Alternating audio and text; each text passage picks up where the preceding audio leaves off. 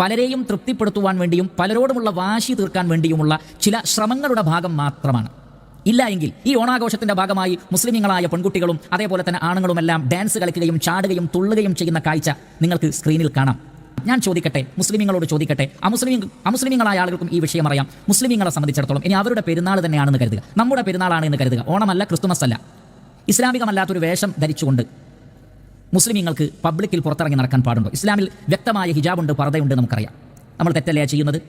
2, മുസ്ലിം പെൺകുട്ടികൾ പബ്ലിക്കിൽ ഓടുകയും തുള്ളുകയും ചാടുകയും ഡാൻസ് കളിക്കുകയും അന്യപുരുഷന്മാരുടെ കൂടെ മ്യൂസിക് ഇട്ടുകൊണ്ട് ഡാൻസ് കളിക്കുകയും ചെയ്യുന്നതിൻ്റെ ഇസ്ലാമിക വിധി എന്താണ്? അത് പാടില്ല എന്ന് നമുക്ക് അറിഞ്ഞുകൂടെ? നമ്മുടെ പെരുന്നാളാണെങ്കിൽ പോലും പാടില്ലാത്ത കാര്യമാണ് അന്യപുരുഷന്മാരുടെ കൂടെ തുള്ളുക, ചാടുക, ഡാൻസ് കളിക്കുക, ഈ പറയപ്പെട്ടിട്ടുള്ള കാര്യങ്ങളൊക്കെ തന്നെ. ഇതെല്ലാം ഇസ്ലാം നിഷിദ്ധമാക്കിയ കാര്യങ്ങളാണ്. എന്നിരിക്കെ ഇതര മത ആഘോഷങ്ങൾ ആഘോഷിക്കുന്നു എന്നതിനപ്പുറത്ത് ഈ രൂപത്തിലുള്ള നിഷിദ്ധങ്ങളൊക്കെ ചെയ്യുന്നത് ആർക്ക് വേണ്ടിയാണ്? ആരെ തൃപ്തിപ്പെടുത്തും?